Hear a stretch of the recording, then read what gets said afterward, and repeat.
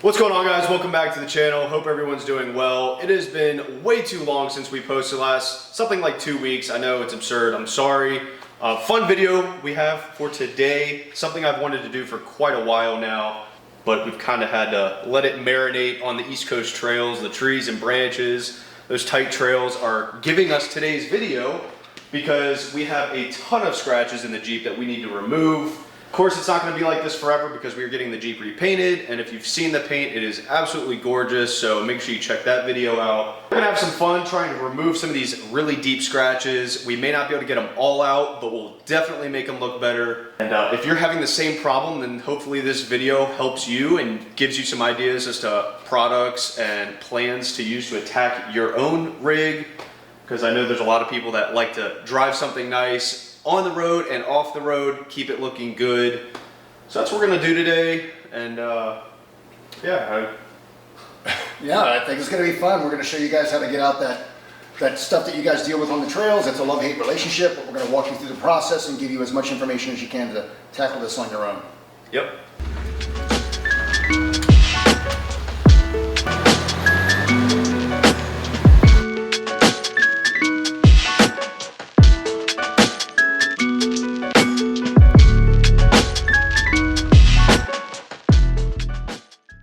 One of the most important first steps is going to be cleaning and prepping the Jeep. Of course, you don't want to just polish on a dirty Jeep.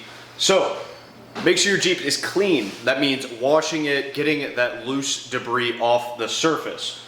So washing it, wiping it down if it's already fairly clean is very important. I didn't have to wash my Jeep because it was already fairly clean. So I just wiped it down. I used a rinseless wash and wax. You want to throw me that product? Yeah. So this is something you can use if your vehicle is not dirty enough to fully wash it with a bucket of water or a foam cannon. So this is what I used. Very easy, spray on, wipe off, use a microfiber towel, and it got all that loose debris off. Now, second step, or this can also be combined with the first step of paint or prepping and cleaning the paint, is gonna be claying. So if you're familiar with this, then you know what it does. There are two kind of different types. There's your traditional clay bar, which is almost a malleable Play-Doh, which we have right here.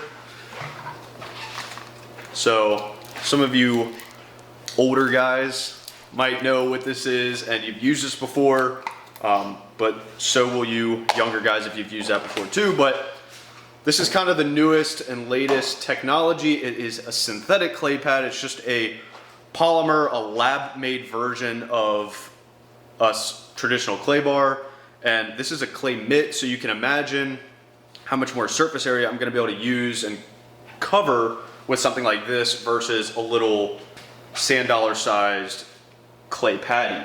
So use it the same exact way, and what this is going to do is this is going to act as my lubricant, which is just some spray detailer. This is going to remove any contaminants that are bonded to the surface. So stuff that doesn't come off with wiping it down or washing it,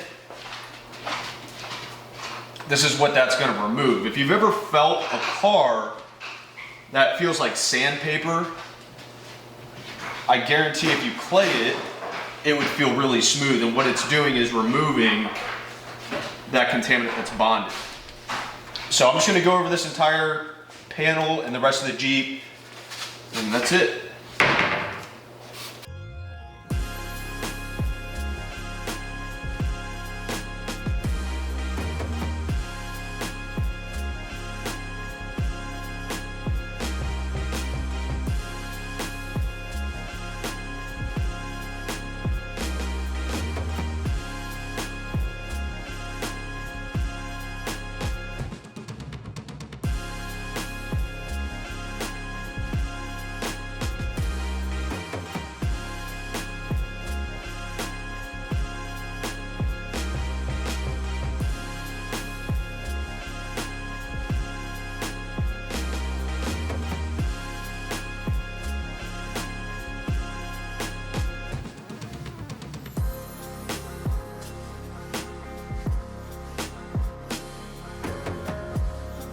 Okay guys, so to start initially on these scratches, we're gonna start with the very basics of the polishing world. So you always want to start with the least aggressive first, and that's what we're going to be doing on this side.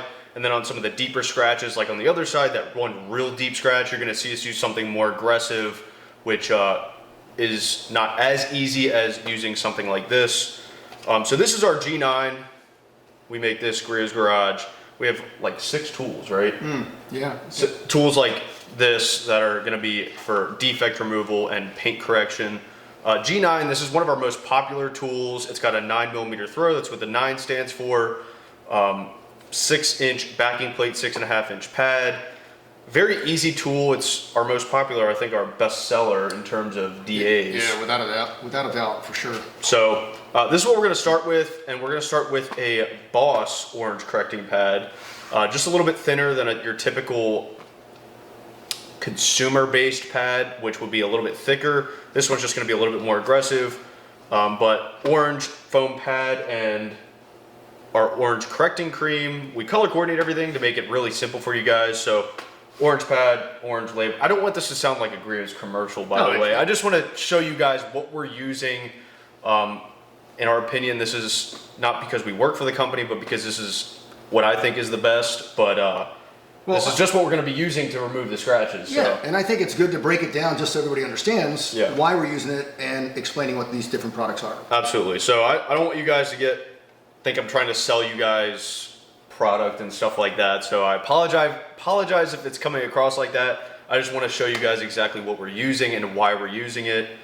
But to continue, this is our correcting cream, but orange pad, orange label, color coordinate everything, make it really easy for you to learn and know what you're using. Yeah, so to simplify it, I guess would also be to say, no matter how you look at it, you're always going to use the least aggressive process first, like Lucas mentioned. And so this is one of 2 compounds that we make. This is the least aggressive of the 2. And so we want to start there. And if that works great, we're done. We don't need to go any more aggressive, which we could, right? And we've got other pads to work with, whether it's this pad in our world or other pads in the industry as a whole. But that pad works really well when paired with this particular product. So we know the paint on this. We've polished on it for many years. Yep. I know you have. And so what we want to do is we really know what scratches and what they are and how they're going to respond. So this is our starting point. And I think the plan would be to bump up a little bit more aggressively from there if we need to. Yep, so yeah, we're gonna get a tape line on here and start polishing so you guys can see some of the results. So you can see right here all those scratches. So these are very, I'm gonna say minor, but there's a lot of them. And these are gonna be easier to remove than some of the deeper stuff, so you can see they're better. So I'm gonna put a tape line right here and work on one side of them so you can kind of see the difference between the 2 once we're done working on them. Good. Yeah.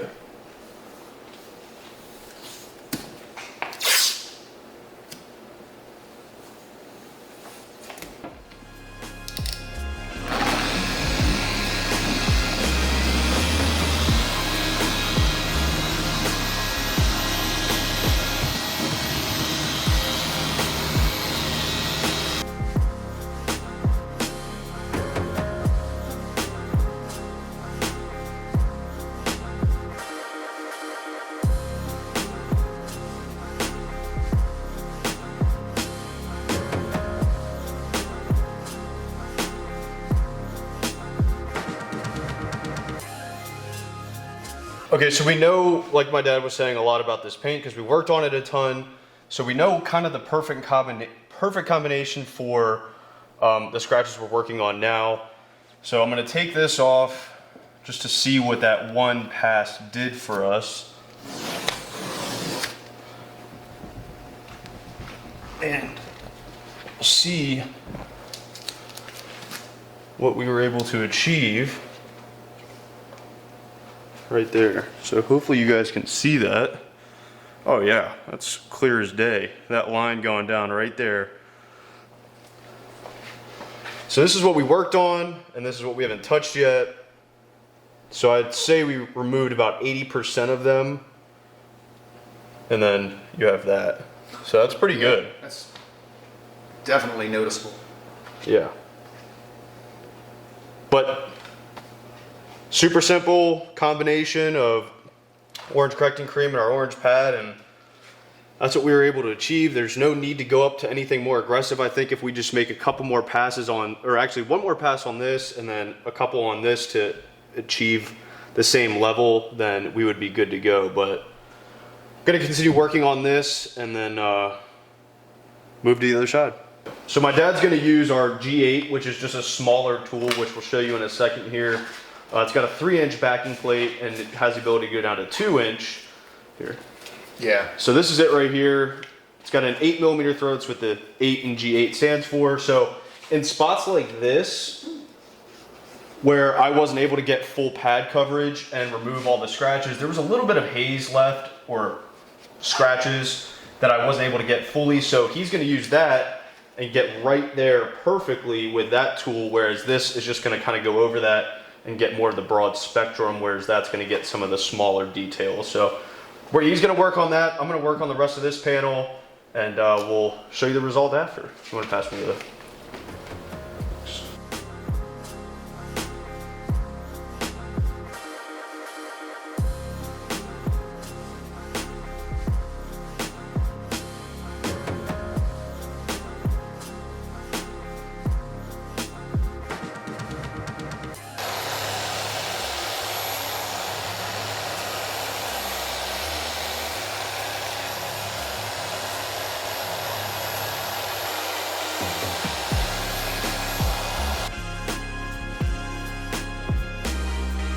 Look at that.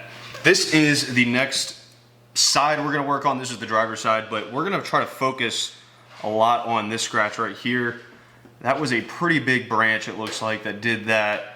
And yeah, it's pretty deep. I can feel it with my nail, which means we may not be able to remove it all, but we can certainly make it look better. This right here is really deep. I can catch that with my nail, maybe able to make that look better.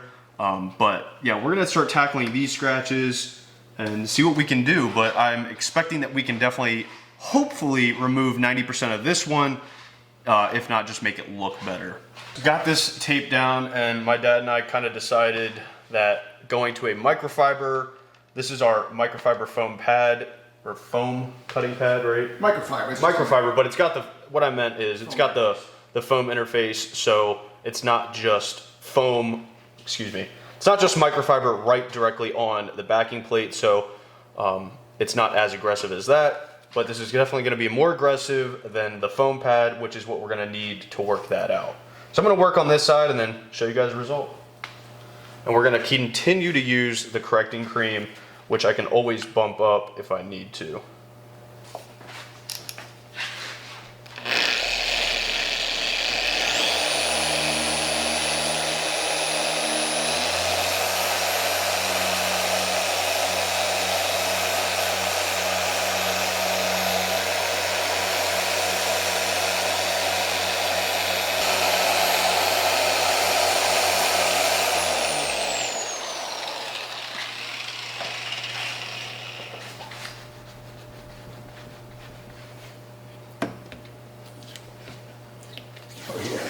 Oh, dude, That looks awesome. yeah, that removed it almost.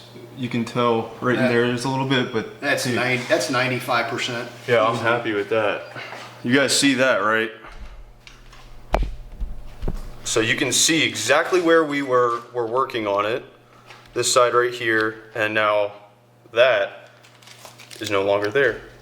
So, and you can see, well, may not be that easy to see, but it's definitely not there. There's no fillers in these products, so we're not filling the scratches. We're physically removing them out of the clear coat.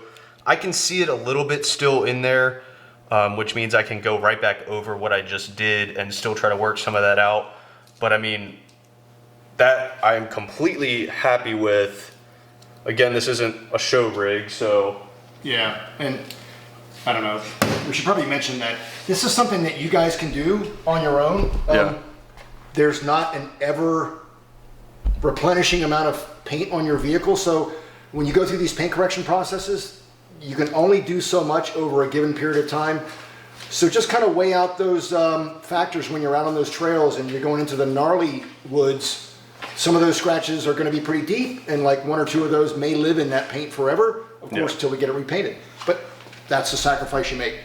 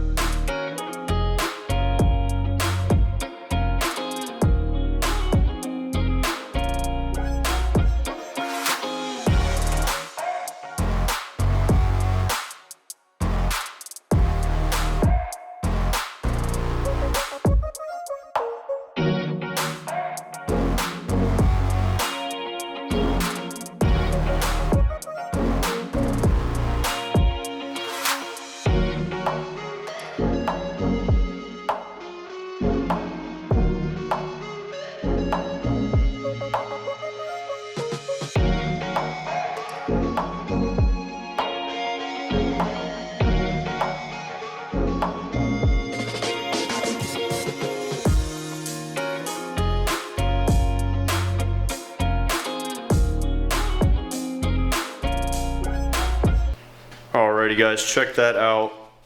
This is pretty much done. We still have some product we gotta wipe off, but for the most part, that is 90% better. And for what we use this Jeep for, that is more than enough, better than it ever needs to look. My dad did this side of the hood as well, which looks really good. And then this side is the first side we did, and it looks really good. And yeah, I'm excited to get out in the sunlight and see what it looks like out there. That is the true test. I know some of you guys are probably questioning why we are doing this to the paint when we're gonna be getting it repainted. One, it's just garage therapy. We're out here having fun. So it's just enjoyable for us to work on the Jeep. If we're not doing anything mechanical or custom wise, then the paint's really the only thing left to work on, and it needed some love, so we're giving it some love. And we achieved the results we're looking for. It looks really nice. And yeah, if you guys have any questions about the products we use, the processes, anything like that, you can most certainly ask me. You can DM my dad, you can DM me, comment on this video, or you can go on GrizzGarage.com, the website. There's videos on all this stuff, more in-depth and detailed videos. So if you're looking for more detail and in-depth stuff, go check that out. But yeah, let me know what you guys think. Does it look good? Do you think the products worked well? Would you have gone further? Let me know. But hope you guys enjoyed, and we'll see you in the next one.